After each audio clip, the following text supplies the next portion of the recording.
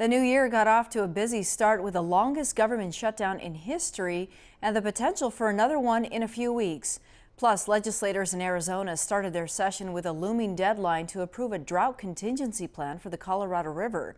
We look back at January's headlines with a journalist roundtable that includes the Yellow Sheet's Hank Stevenson, the Arizona Daily Star's Sarah Garrett Gasson, and the Green Valley News Sahuarita Sun's Dan Shear.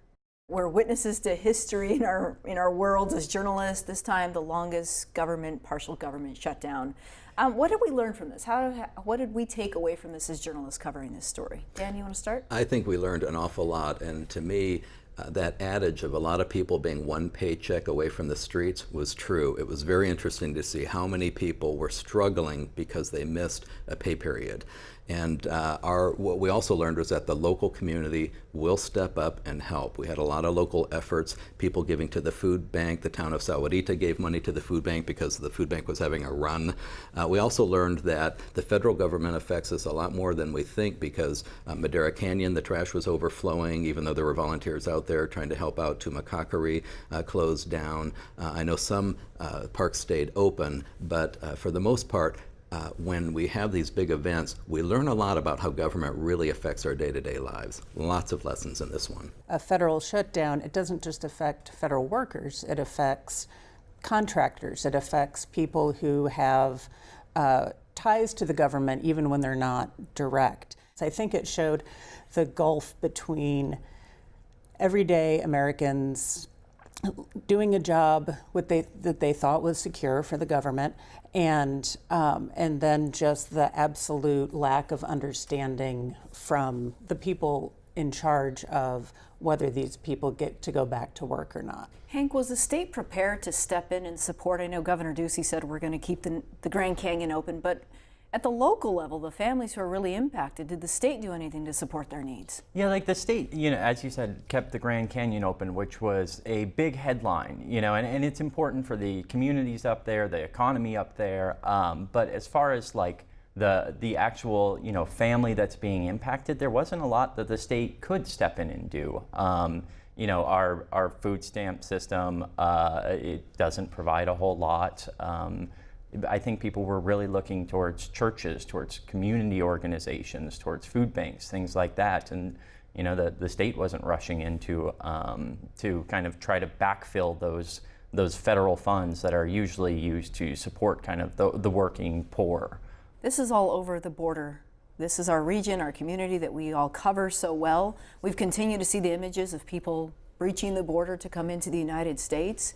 Does the average American now understand the situation, given that it's outside of Arizona, Texas, California? Now it's in the mainstream media all over. And my colleague Tim Steller, in a recent column, talked about how we think of ranchers. What do ranchers want? And it's one or two families that don't speak for every rancher and every person who does live along the border. So I think the drama of the border, the wall, the border security, all of that coming out of President Trump in the White House and members of Congress and the Senate, kind of making it that shortcut, that image, I think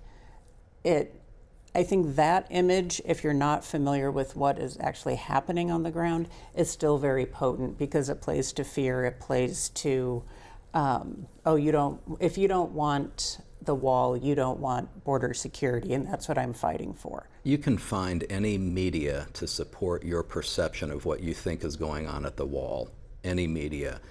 The question is your perception accurate? And there's plenty of information and plenty of factual information, good reporting that's been done that will give you an accurate idea of what's going on at the wall. Do you really care to know that? So do people really know? The real question is, do people really care? The conversation then turned to the drought contingency plan, which lawmakers needed to approve by a January 31st deadline imposed by the federal government. Our discussion focused on greater conservation efforts left out of the latest plan.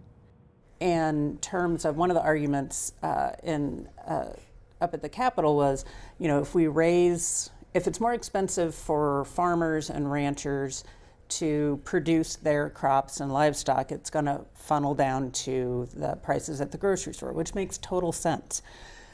But water is finite, and yes, it can be recharged and conservation and all of that, but it's a limited resource. And so I think that we would do better to look at the long range rather than immediate concerns. And I think part of it, the result is that we've pushed it to the last minute and acting out of, oh, we don't want the feds to get involved.